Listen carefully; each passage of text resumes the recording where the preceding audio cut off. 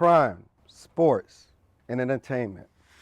A recent report from the Opportunity Agenda showed that those are the three areas where media focuses coverage on black men. Many people feel across this country that men are more often than not shown in an unflattering light. And if they aren't sports stars or rappers, then they must be what? A criminal. Well, tonight we're going to talk to a group of men in the media field who are going to share their thoughts and experiences as we explore the evolving climate when it comes to the perception that many people across America, including the black community, have of black males in the media. Welcome to our 25th anniversary industry conversation, the changing coverage of black men in America. DCTV proudly presents its Speaker Series. This dynamic series of panel discussions will engage dialogue that explores television and media industry with the nation's leading experts. These interactive forums were created to facilitate conversations which are important to you. So join us for a unique insider's perspective, and it all starts right now.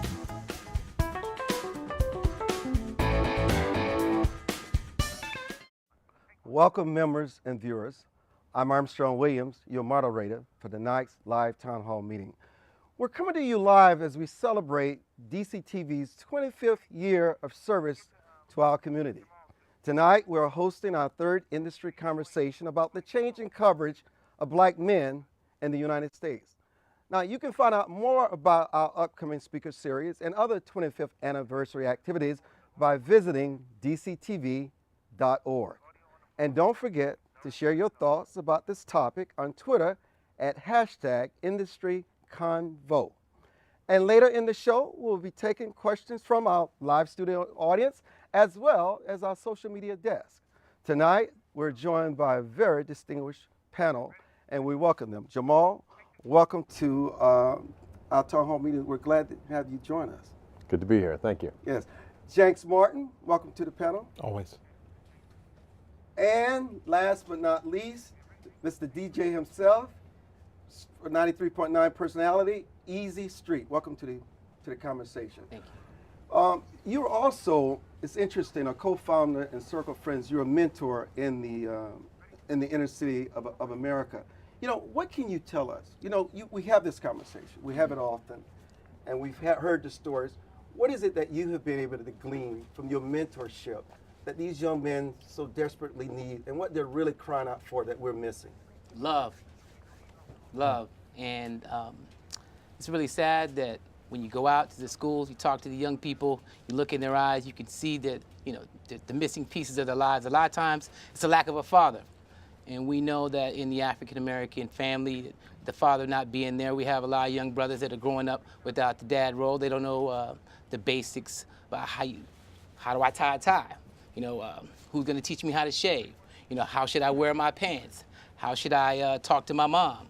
You know, how should I act in relationships? And we're seeing that play out in negative ways because of the lack of the father. But that's only one of the issues I see. Well, so Janks, are we insinuating here that the breakdown of the family and single motherhood is having a huge impact on the plight of black men in America? I think we need to be guarded and careful in using that language of single motherdom, because as there are challenges, social challenges that Easy kind of elaborates on, there's some other areas where young black people are accelerating, you know, beyond belief to where the generation before them really looks like Forrest Gump compared to what they're doing right now. So I'm guarded and I'm cautious about that. So, and to go to the question you asked, Easy, I think that what we need most to interject into young people is a validation, acknowledgement, acceptance, and approval of who they are in their identity and in their own individual accomplishment now, because I think we've dropped the ball. I'll say this in closing. I really don't believe that there is a black youth problem in America. There's a black adult problem in America, that we have not done our job for these young people to give them what they should have to have a more positive outcome. So Jamal, I mean, you're on television, you're on CNN, you're on MSNBC, you work for the Clinton White House. You've coordinated some extraordinary visits for his administration around the world, graduated from Harvard. Obviously, you have been able from perception to realize the American dream. Is it unfair to say, as we say sometimes, because you were able to make it and the panelists were able to make it, there's no excuse for no one not to be able to achieve what you've done, given your circumstances and your background? You know, I did all those wonderful things, but I also grew up in Detroit in the 1980s during the crack epidemic. I had some single mother family for a while, then I was in a single father family for a while. I went to go live with my dad when I started high school, and we saw everything. We saw friends killed, shot, we saw drugs, we saw, you know, there was alcohol abuse, there was all sorts of stuff going on in the neighborhood, relatives, the whole thing. The difference, I think, we talk about fatherhood, having my dad there was an incredibly important part of my life. And being able to really smack me upside the head, snatch me out of school when I was screwing up, all those things are important. But we can't take the economy out of this question. You know, so I grew up, again, in a place like Detroit. So in the 1970s, you had 700,000 plus jobs General Motors had in the state of Michigan alone in the 1970s. Today, General Motors employs about 34,000 people in the state of Michigan. What happened to the other 700,000 people who used to work in those auto factories? You know what happened to them? They're out in the streets. And so we've got to figure out what are we going to do about employment in our communities so that black men are earning enough money, that they stay in their families, they raise their kids, they do all the things that we expect husbands, fathers, and members of the community to do. So easy, and that's a very good point about employment, but some would say, the critics would say, they don't have the employable skills. It goes back to what I just said earlier. There are so many different issues. It's not just one thing. It's not just the fathers. It's just not just the economy. There are so many different pieces of the puzzle that are not in place that cause the problem that we have today. So I don't think we can just isolate it on one little thing, but I think we need to do work in each of these areas to be able to bring up the perception and make it better for us as a people. Now, you know, Janks, you have interest in body language, and I see you squinching. And, I'm sorry, it's just because what is frustrating you? Just tell us. It's how we frame this. I'm getting ready to have like almost a visceral response to even how we're framing the identity of black men. So we start off with the preface that they're inadequate, that there's shortcomings, that there's a crisis, that there's a problem with them, and that becomes this self-fulfilling prophecy or this stereotypical mold that they fall into. When, okay, so you asked the question, you know, employment and economy. So in my mind, what just went off, well, black men make more money than black women and Hispanic men and Hispanic women. Black men do? Black men. Tell us that story. That's an interesting story, right, audience?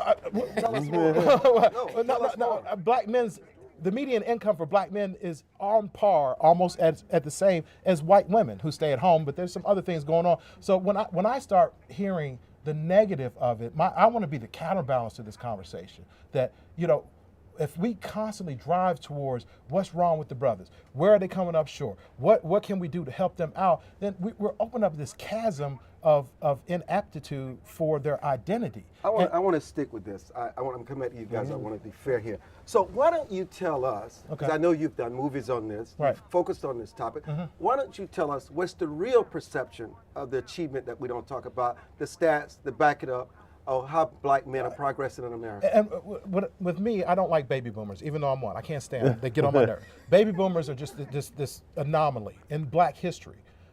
So education-wise, entrepreneurial-wise, corporate penetration-wise, even as they start to expand in these other areas of achievement, like right now, in history, black men are graduating from high school at the highest rate ever in the history of this country, period.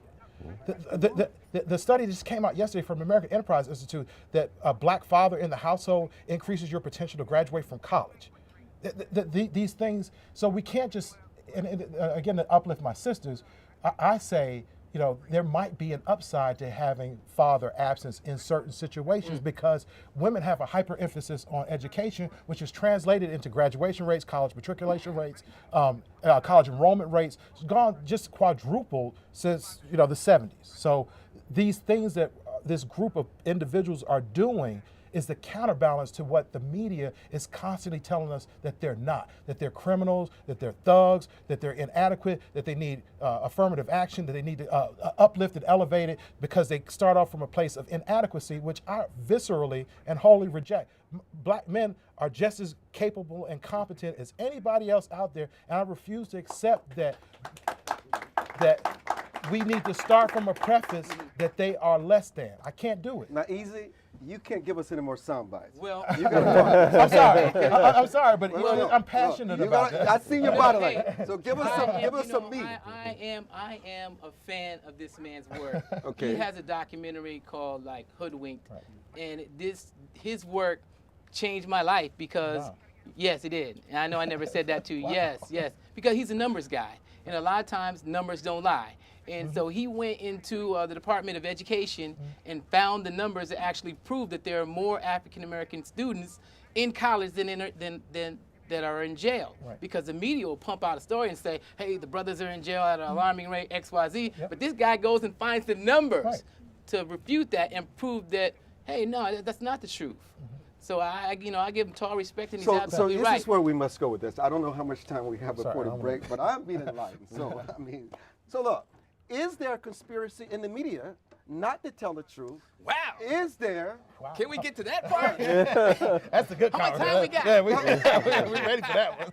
So no, seriously, because what we came here tonight to discuss within the first few minutes has just been tossed out and said, wait a minute, that's not who we are. So why would the media? Well, let me get Jamal in here. Okay, sorry. Why all this focus on black men being in such in danger, not being educated, being in prison, victims they perpetrate crime? Why all this and not the stories that we're hearing? So I don't buy into conspiracies. Okay. But here's what I'll say. I think that there's a general prejudice that people have when they grow up in America, and they bring those prejudices with them into the workplace that they have in their lives. So when they see a story about a young black man that's doing well, sometimes that story makes the air, right? Because it's kind of considered to be an anomaly. That's the weird part of the prejudice. Is like, oh, look what we found. This interesting black guy. Don't choke, Jay. But it happens. And there's another group of African American men that we haven't talked about. You talked about rappers, you talked about entertainers, but we also have politicians, right? We have a black president who's on television every single day. And that man is changing people's perceptions, I think, when he's out there every single day. You've got African-American senators now who come through, both Democrat and Republican. You have African-American governors that are out there. So, it is a more complex picture, but I do think people bring their prejudices to the media, and when they report on a story that involves black men doing something negative, those prejudices do come out. How important is for parents to have choice in their education when it comes to giving black children the best option for getting the best education, especially given how you talk about how difficult it is in the workplace? And a lot of parents feel as though some school systems just don't work, and they should have options. No, Go ahead. No, yeah. Well, we already know, everybody, it's no secret, there is a problem with our education system, especially when we're talking about African American children. There's a guy by the name of Dr. Jawanda Kunjufu who has some excellent books, The Countering Conspiracy to Destroy Little Black Boys, and he has a series of books that have basically outlined what the problems are. And our young people are basically sitting in these schools not learning about themselves. They're totally disenfranchised from the style of learning.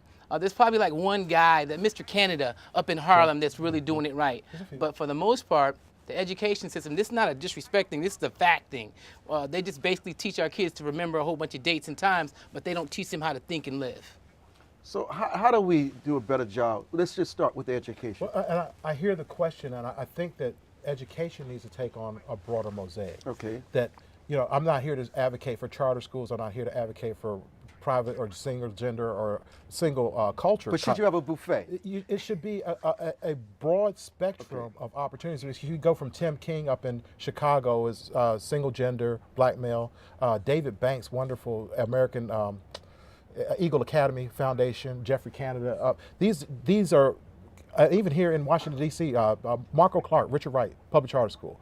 There are different types of options which expands the choice for parents. So it's not to say that we want to turn our backs on the public school system completely, but there are just areas, and especially when you look at the per pupil expenditure in places like Washington, D.C., in New York, and in L.A., I mean, it's just through the roof, so that money is not touching these kids. The money's not going where it's supposed to go. So I think the options need to be opened up, especially education-wise, in some of these tougher areas, because we're dealing with it. And I'm not going to deal with graduation because I think that's a myth. I'm not dealing with dropout. I think that's a myth. I know it's a myth. What I'm dealing with are things like STEM, competency and literacy, and math and science. So if we want to talk about those, we can talk about disparate gaps, but I'm not going to talk about underachievement, because that's affecting us as a nation and not just black people. One of the things that's happening in this conversation is that I think we're addressing this conversation in the same way a lot of people often do, which is that we're talking about the black community, the black male. And the reality is there are black communities, right? And there are different groups of black males who are doing different things. So we've got to sort of disaggregate this. We've got to pull it apart a little bit. Pull it apart. Let us see it. And look at where different people are doing different things. Take us there. So for instance, I have a brother who lives here in Washington who's a principal at Kramer Middle School in Anacostia. And he will tell you that he's got a huge number of kids in his school who are one of 4 or 5 children living in a household with a single mother who is under the age of 30 years old. Don't let me interrupt you. I've got to respect my cues when I have to go out to break, because we're going to take some questions from the audience when we come back. We're going to take a short break, but when we come back, we'll hear much more of this provocative discussion from this provocative panel. And don't forget to make your voice heard and tweet your questions at #IndustryConvo, and stay tuned during the break to watch more about the benefits of joining DCTV.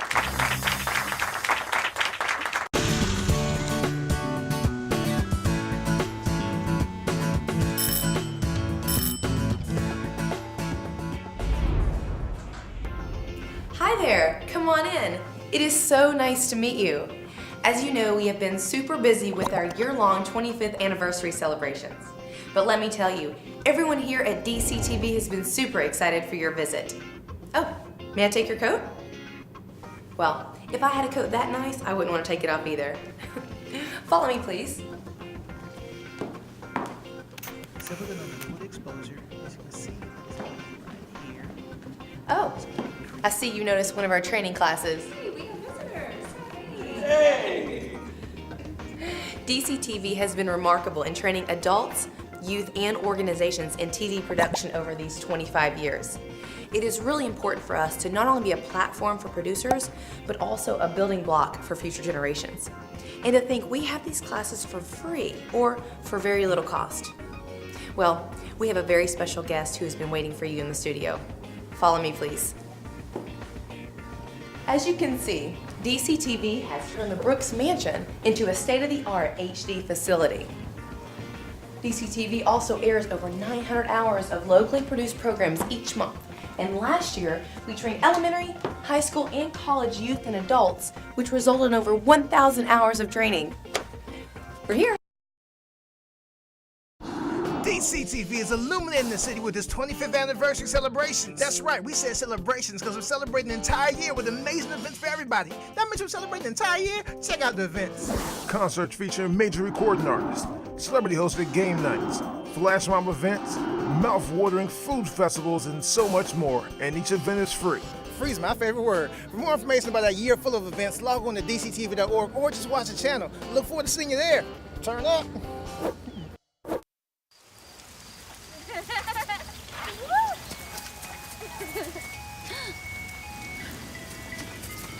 Mom, can we get some ice cream? Please, Mom, please. No, we're having dinner soon. Please.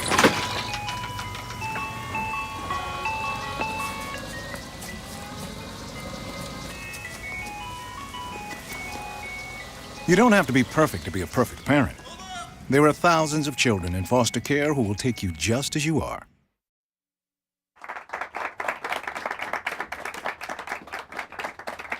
Jamal Simmons, Janks Morton, and Easy. Listen, you were talking about there's a plethora of communities that involves black people.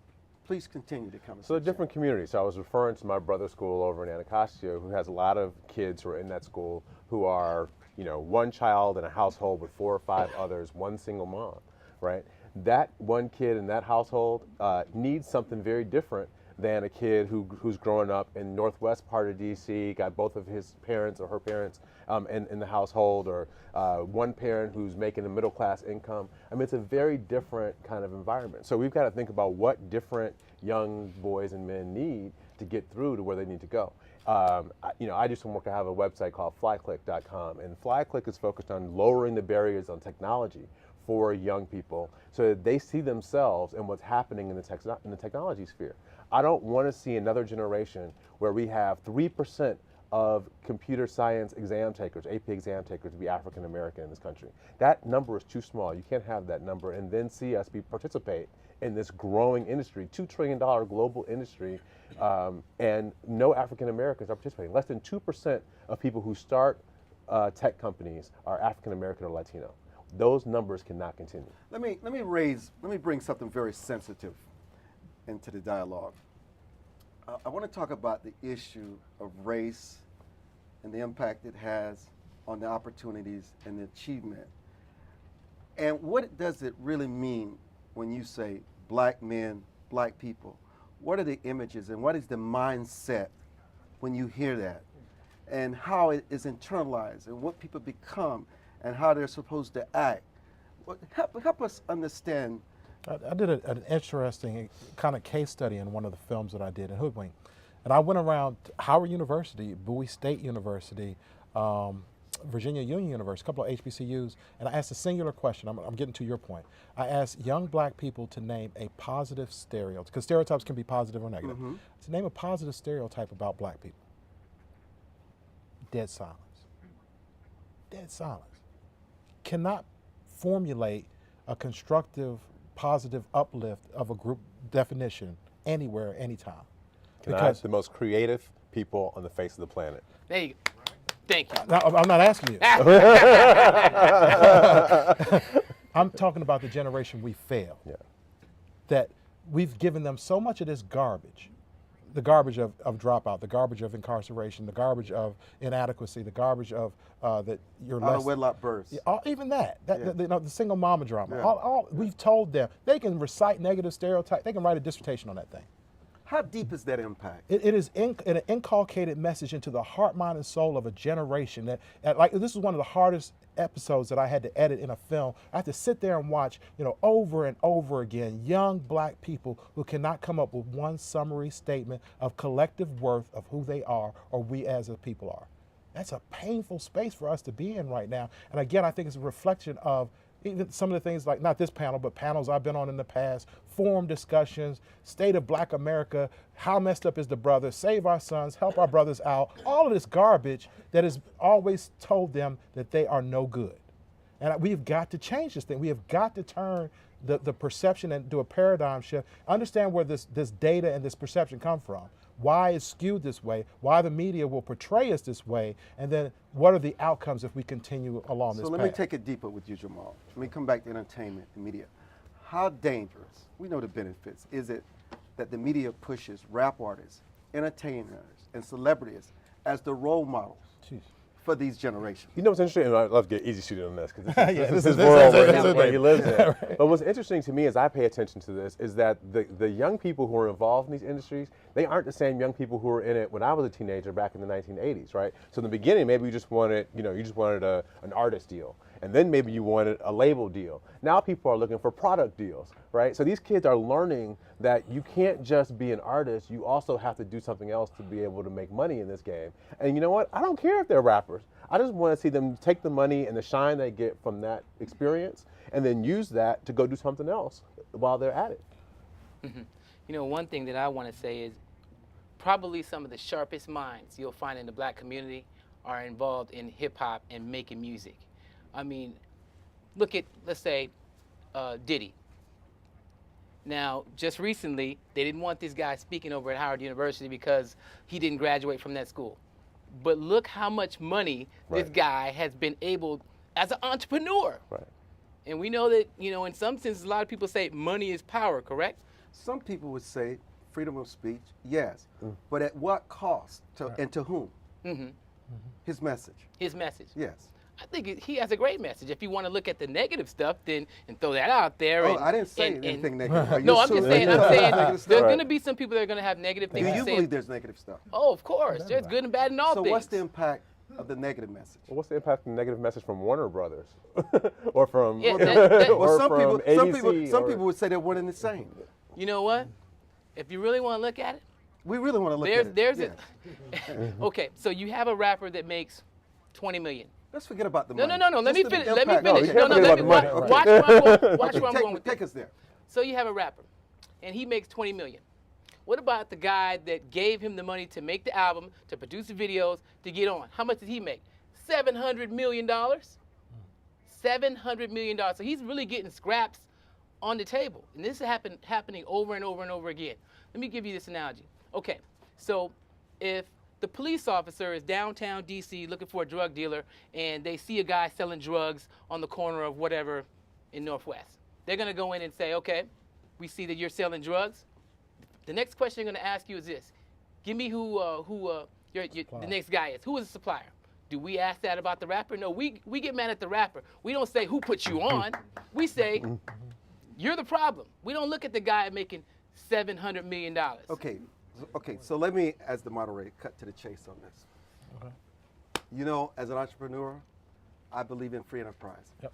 But are we producing products that has social redeeming values, that help parents be models for their children, reinforce the values that are home, reinforce education, reinforce respecting women, reinforcing what it means to be a man? I'm just asking. No, I think Does it you're- have an impact? I think you're asking the wrong people to deliver the wrong message. Singing, dancing, running, and jumping, them folks, throw them off the table.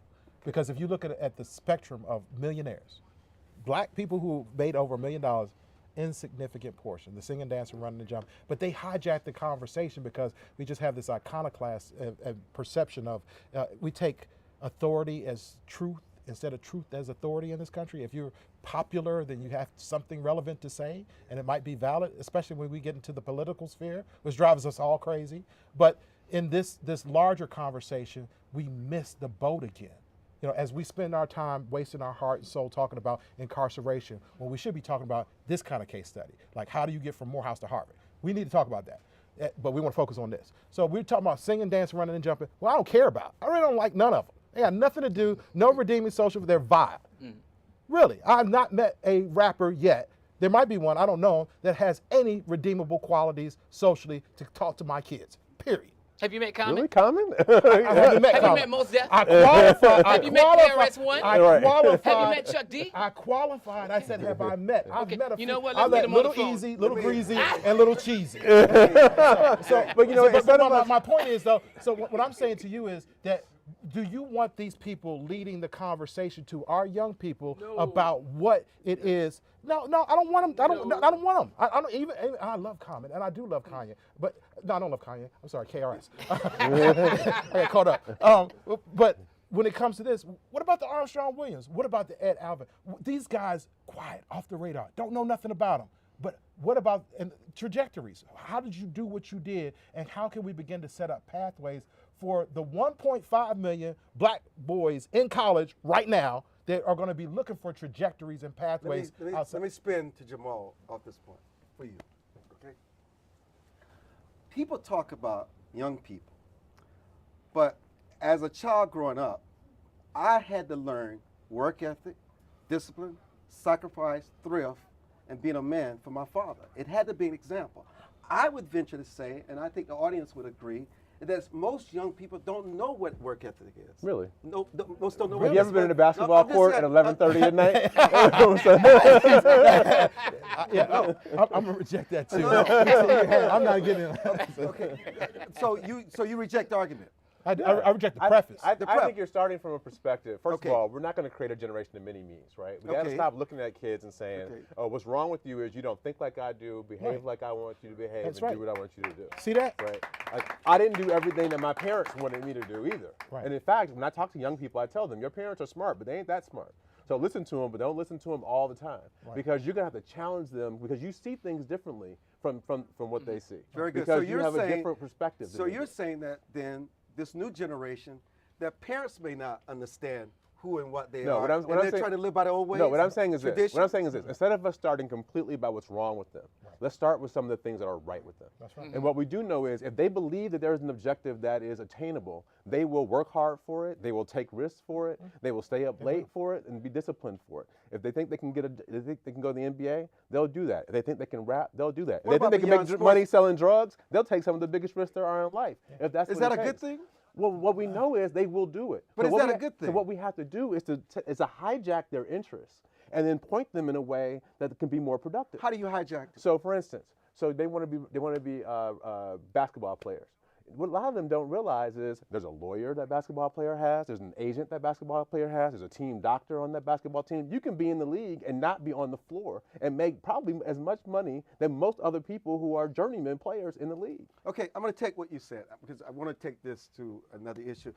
So then why is it that so many of these athletes lose so much of their wealth after they work so hard and all this discipline and all you sacrifice, and yet Can I somebody... have Why? Why? Tell us why.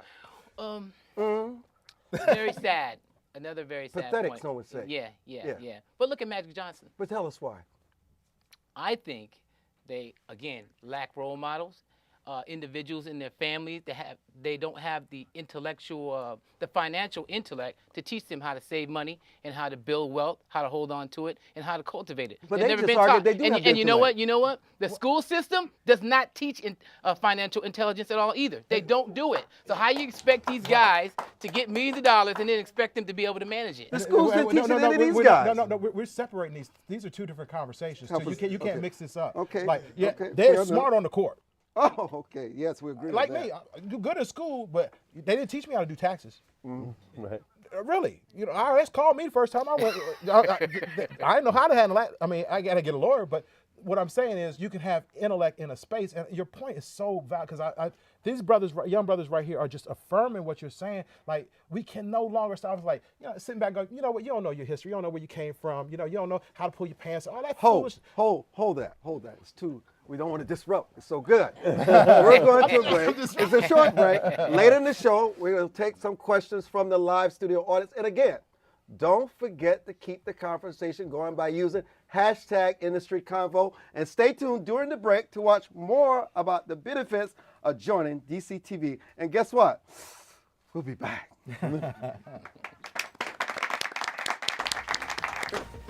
We're here. I'd like you to meet Mr. Holman. Hello, I'm Kwame Holman from PBS's NewsHour, and I'm also a very proud member of DCTV's Board of Directors. Thanks for coming to our headquarters today. I'll take it from here, Stacy. Thank you. You know, this is one of our state-of-the-art studios.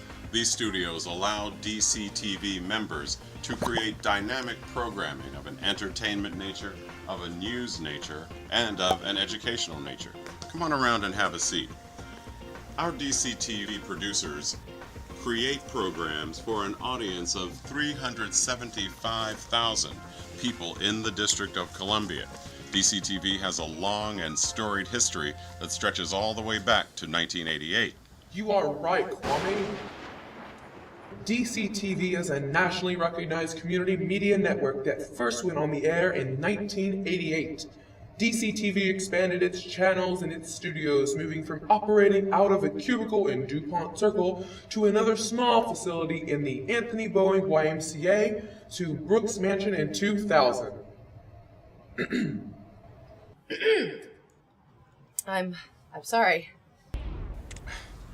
She's just very excited. You know, we all are. You know, our training efforts here at DCTV and the technology upgrades that we've done have allowed our members to create the kind of programming that has a national impact. Here, take a look. DCTV has proudly served as a catalyst for many of its members who are making an impact in the national spotlight. Here are just a few of our talented members. The stars come out, and all that comes is here and now. My universe will never be the same. I'm glad you DC, Maryland, and Virginia, and where I was born, LA. I love you. Thank you for getting me this far. The connection to the night of power feel, and what do you feel like you have to do in response to that connection? Well, let me say first, Mr. Blackwell, that I would say Assalamu alaikum and Ramadan Mubarak to all the millions and, as you mentioned, 1.6 billion Muslims throughout the world. At Lindsay Automotive, we're always trying to improve the car buying experience. To make it more personal, we thought about hiring grandmas. Grandma, I know you can do better than that. Oh no. Not grandmama's pie. Then we thought again. DCTV has aided these 3 members and several others as they are making an impact in the national spotlight. Now back to you, Kwame. Pretty impressive, right? Let me show you something else. To see when this and other shows are airing on DCTV, log on to dctv.org and click View Full Schedule.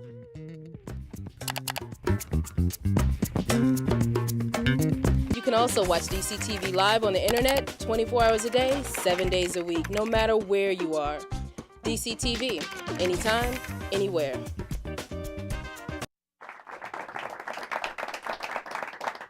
You know, you can give just anybody a lot of money. A lot of people make money for seasons, and just no different than the lottery winners. But if you don't have no financial background, no understanding what you have, and know what money is and the value of it, somebody's going to take it from you. It's going to become their wealth building. And so a lot of these athletes and entertainers are wealth building for somebody else because they know as soon as they sign that contract, they can exploit them.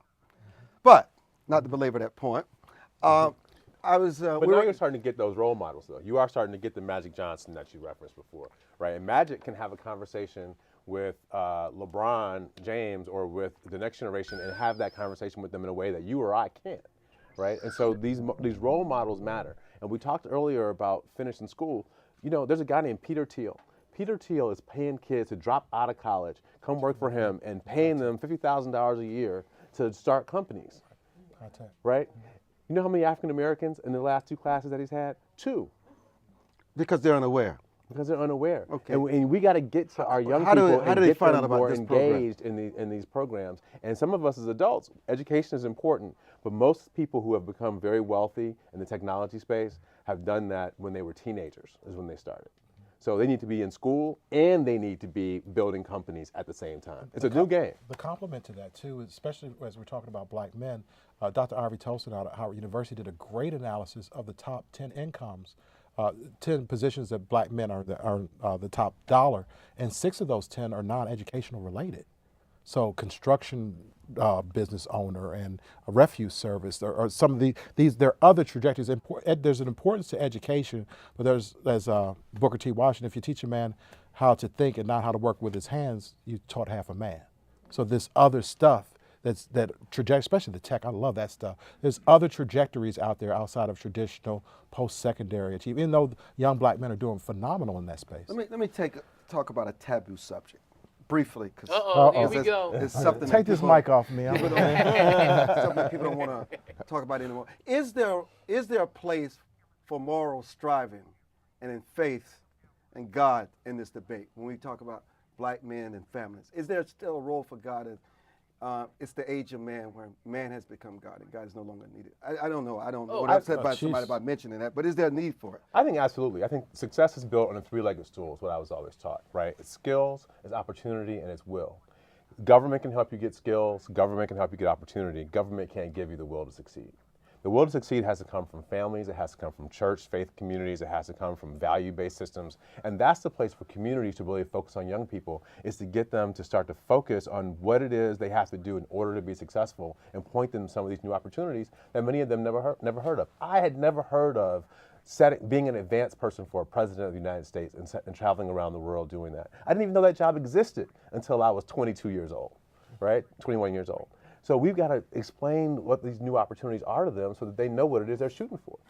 I think Easy and both of us are probably in the same space with it. I'm a Christ-centered advocate for the reconciliation of the black family. That's my core. That's what I define. I just cannot imagine a world, especially as a black man in this experiment, in this country, that this is not the thing that holds the fabric of myself, my family, my community, our work.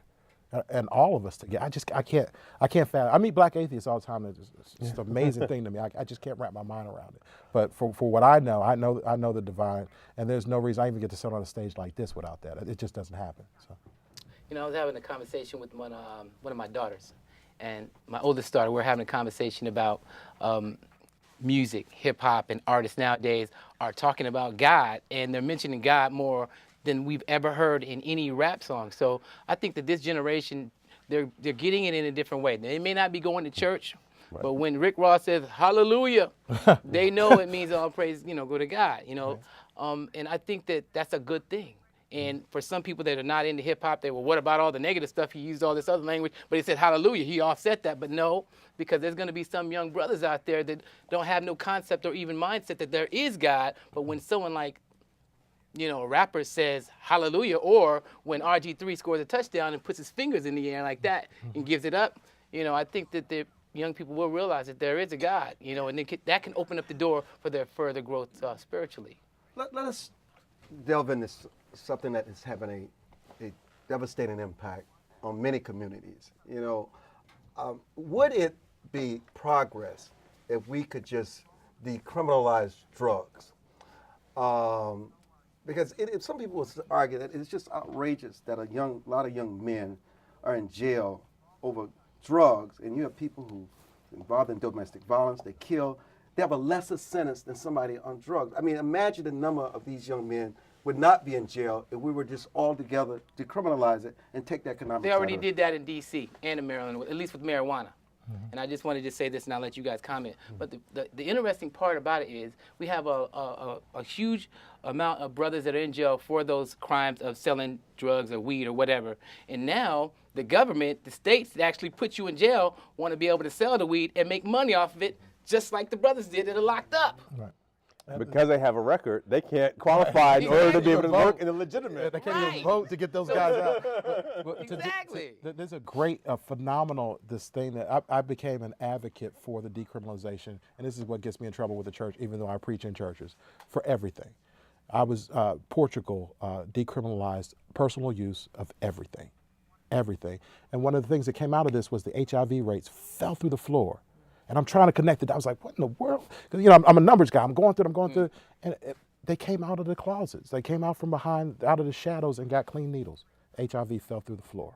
That was my tipping point. That was about 7 or 8 years ago. So when you look at 42% at the federal level of all incarcerates being associated with nonviolent drug use. So in some way, shape, or form, it touches almost half. You take that off the table, and as a libertarian, I'm all for disempowering the government. So I don't want to see another brother in chicken wings over a joint ever again. Chicken wings. The question is, why do people sell drugs? People sell drugs to make money, right? And so if they don't have other ways to make money, they're going to continue to sell drugs. So you decriminalize it, they're not going to jail, but people are still selling drugs in our community. Do we want that? I'm not sure that we do. So the question for me becomes, what other opportunities are there for these young men to make money so that they can do all the things that most other young men and women in the world want to do? You're talking about an honest living. Absolutely. Well, if it's decriminalized, it's honest. Stay tuned. Listen, we should really give DCTV a round of applause for putting this together. It's a tremendous job. Yeah, absolutely. Congratulations to them. When we come back, we're going to take questions from the audience, and stay tuned during the break to watch more about the benefits of joining DCTV. And guess what? We're coming back even stronger than before. Stay tuned. Pretty cool, huh? Well, I know you're interested in learning about DCTV's 25th anniversary events. We have some exciting ways you and your organization can become involved with DCTV. We have sponsorship opportunities with benefits that will help us and you. Yes, this unique opportunity will promote you to the 375,000 viewers we reach on television and thousands more through our internet, e-newsletters, and our sponsor for our live 25th anniversary events. Best of all, those funds help DCTV continue to grow. We really have done so much over these years, like growing from 1 channel to 7 channels currently airing on Comcast, RCN, and Verizon Fios. The membership has increased, thank you, from 50 members to hundreds annually, and we continue setting new standards, such as the live streaming of all DCTV programs online and on any mobile device. We support you, and we're looking for a little support from you in return. We have executives standing by, waiting for you to help us continue DCTV. And we're looking forward to your joining us on the next stage of our journey. Act now to take advantage of our many wonderful sponsorship opportunities. Visit dctv.org and click on the donate button, or contact a representative by email or phone. With such a wonderful opportunity, why would you pass it up?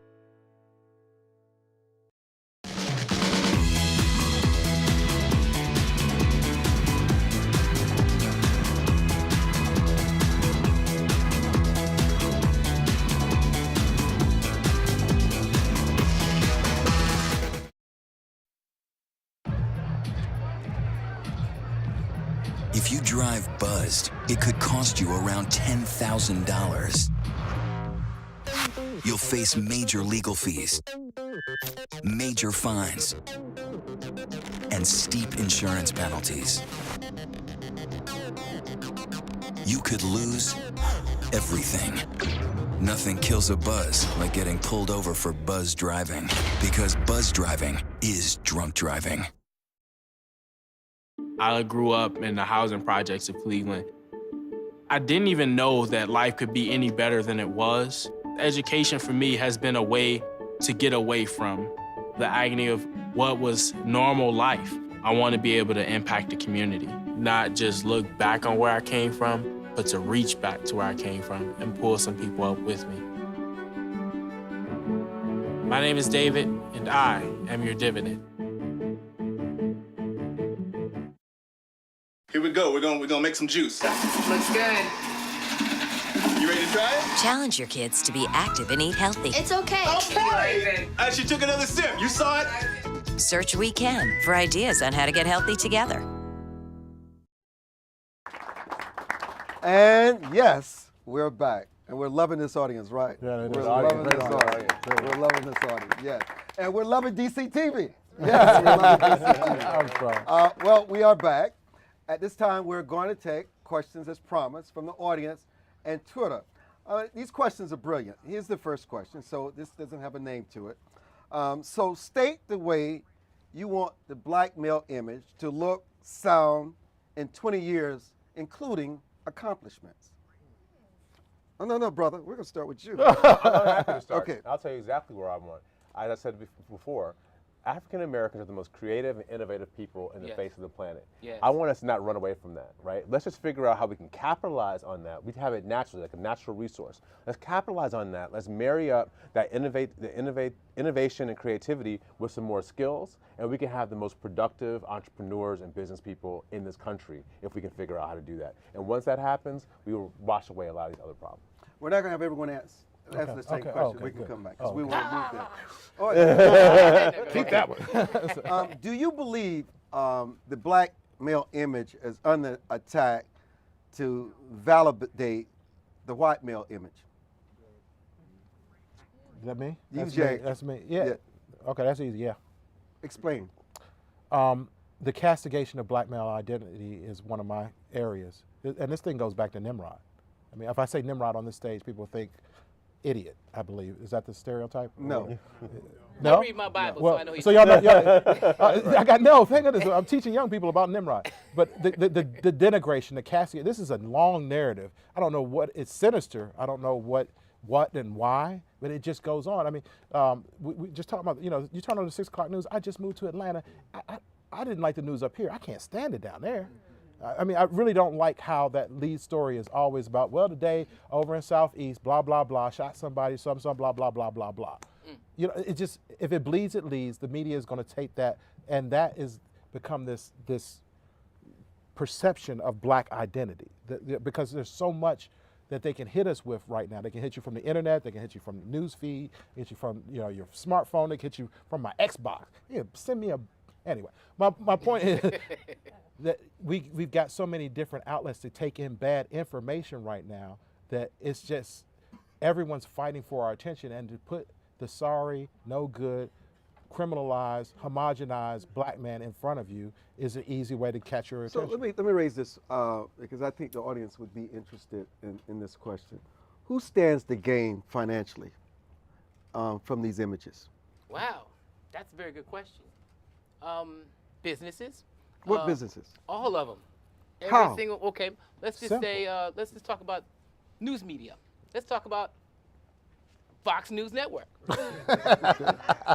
Can we do that? Yes. Okay. Yes, of course. So they oversaturate us with negative stories about African American men and families. Correct? Does that happen a lot? Do you see that? Okay, so that's a fact, right? Everyone, we're straight on that. Okay, why do they do it? They want to keep you watching, right? They want to keep you watching because after they give you the news, what are they going to do? They're going to show you what? Commercials, right? Mm-hmm. They want to show you those commercials, right? Because that's where the money is. They want to keep you watching. And then there's also the fear factor. So who's watching? Everybody. Everybody. It's everybody. Including black people? It's black. And it's what the tragic part of this is. If you know Nielsen and you know, okay, here to put it in simple terms, if it didn't pay to put bad news about black people on, think about the Super Bowl and how much 30 seconds costs. It pays to capture your attention. $1 million. Yeah, I mean, yeah. Can I ask a question? Yes. Do we bear any responsibility for the crimes that we commit? Of course we do. Of course we do. I mean, that's. And so how do we deal with that? I think that what we have to do is understand in the context. Like I have a dear friend who's wrote this book about the mass incarceration of black men. In context, I disagree that it's been a mass incarceration. If you go back 50 years, it was 36% of black men were incarcerated then, 39% today. It's not been this big boom. It's just been what it's been. And then if you throw in the recidivism rate of 72.9%, we talk about the same people. So what I'm saying is like, get that crap off my table and let's talk about you. Let's talk about you so he can figure out what to do. Is that making sense to you? He's in college right now. But that's not news, though. That's not important. News. Yeah, that's not. That doesn't sell. But I'm that's saying not what they want to hear, though. But I'm answering his question of what do we need? What do we need to do? We need to offset and counterbalance the story because they got that. But I think Jamal is asking a deeper question that you're missed it refusing to address. What is it? What role do black people play in their own demise? Oh, geez. That's a tough question. Is it? Yeah. Are you asking, do we perpetuate stereotypes? Do we feel no? Do we become self-fulfilling? Is it you got this image that's out there, and do we fall into the trappings of that image? That's a tough question. Right. I mean, you don't want people are shooting each other. Let me do this. Let's do this. Let me ask the audience by a show of a hand. Yeah, that's a good question. Do you believe that black people participate in their own destruction and perpetrating these images? But applaud if you agree. But what I'm careful of is. But why do we do it? No, but I don't want to. Are we going to ask the why question? You're going to answer the why. Okay, Tell us. the why. Okay, so if a brother goes out there and breaks in your car or tries to rob you and take your purse, why would he do that? Probably because he wants to eat. Right? I want to reel it back. And I'm not trying to justify it. I'm just saying that there is a why. We have to ask the why question. We just can't just throw it out there and not ask why these things. I know how I want to answer. When the high number. Please let me have this. This is why I had to think about it. This is what it is. You said, do black people participate in like their own demise? And it's not that. It's not all. It's a percent of black people that are doing this. Chris Rock got into all kind of trouble for doing. There's black people and then there's the N-words. Mm-hmm. And what you have is, I did this analysis of Tyler Perry movies because I can't stand them. But what percent of our community is supporting this dude to keep him in my television set? Right. And it's less than like 6% of us go to the movie theater. Why can't you stand him? I don't believe he portrays a positive image of black women. I think he hates black women. Do you agree with this? No, they don't. She loves Medea. No, I'm not talking about Medea. No, I'm not talking about Medea. I'm talking about how he is, the arc that he has portrayed black women in. I really don't think he likes black women. What he has done to black women in film, how he has portrayed them as the victim and just angry and loud and mad. Let me go to this. Are we live? We are live. Are we live? You are live. You all the way live. We're going to the how do we change the self-perception of black men from rappers and athletes to market makers and entrepreneurs? Can I have that? Yes, easy. Okay.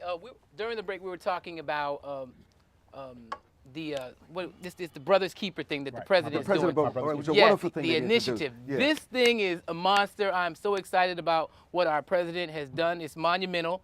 We've never seen anything like this in the history of this country. And I think that what's going to happen is once the money gets into those programs with the churches, with the organizations, it's going to help young people be able to see positive things and be able to do more positive things. But this So you has think the money will actually make it to the Yes. program? Oh, it has to. It has, has to. And it has to. And they're saying that this is supposed to be rolled out over the next 5 years. So he won't be the president, but the money will still be there to help these young brothers because we know where there's money, there can be more power. And here's what I'll add to that, which is there are alternative images of African Americans out there, right? So the media spent, I was part of it, you were probably a part of it, the media spent an entire year telling the story of Barack Obama. And they told it from every single angle. They talked about him as if he was the second coming of Christ. I mean, they were on Barack Obama because it was a great story. So what I would say is the media, if anything else, is chasing dollars. And so look at CNN right now, which is running wall-to-wall airplane coverage, which is horrible for the 200 and however many families that are involved. But is that the only story going on in America? It takes up 40 minutes of my hour's worth of news. This is about making money in the course of a media day. If there's a good black story that they can make money off of, they'll tell that story. If there's a bad black story they can make money off of, they'll tell that story. And so we've got to come up with some more good black stories. Let me go back to the Twitter. How can you have a conversation about issues facing black men and not make a single mention of the system of white supremacy? Wow. Wait. Wow. Oh, was that a tweet from Dr. Francis Cress Welsing? Dr. Welsing, how you doing? Is there such a thing as white supremacy? Oh, yes. Is there such a thing as black supremacy? Yes. I think so. But here's the premise of we mentioned Dr. Cress Welsing. And her teaching basically is this. In order for you to be able to be a racist, you have to have power. Right, so do black people have power? There are situations where black people have power. Yes, we do, in certain situations, but not all of them. Everybody in a certain situation has power. If you so the question is, how do you exercise that power? If you offend somebody at that McDonald's drive-in and they don't like you, they can spit in your food or put something in it. They have power. It depends upon the kind of power. But in the larger concept of white supremacy, and recently watching, as we go through Ishtar the past week or so, the imagery of white Christ is really starting to annoy me. And I don't want to turn into like Jeremiah, right? I'm partially there, but this system is set up to elevate white identity. It's just been like that. I mean, it's just a given.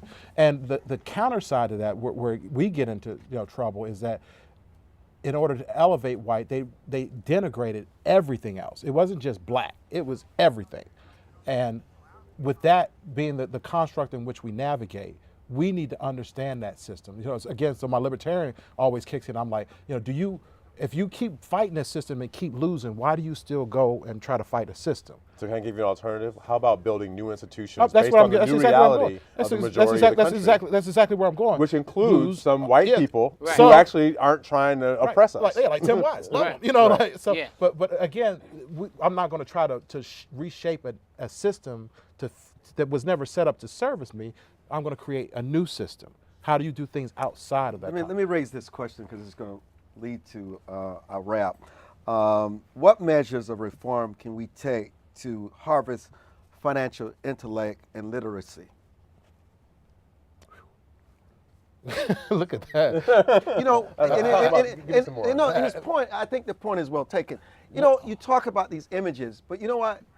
If you don't own media, you really don't have freedom of speech. You can't control your images. Right.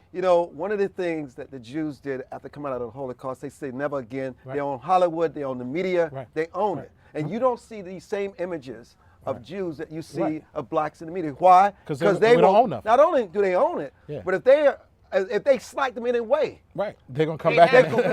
Right. You can also own the advertising that pays for the shows that go on. Right. But what about the entrepreneurship? What about the ownership? The ownership of media is the ownership of more in your communities. There were times in communities they used to own everything. Everything. The newspaper, but and I think that goes, if you tie that back to the breakdown of the family, which I know you guys love that part, but when you lose the backbone of the family, if you look at the other ethnicities right now that are really doing good in entrepreneurship, the family is intact. I know that there's a correlation between the two, maybe not a causation, but when you take the family apart, you lose entrepreneurship. It just happens all over the place. So until we begin to restore the heart, mind, and soul of the family and who we are, and really, this is just going back to who we were before. Well, why can't we just turn the dollars over to the community 5 times like others do? It's just not there. There has to be the trust first. Yeah, that's what I'm saying. If you don't trust your family, you don't even know who your neighbor is.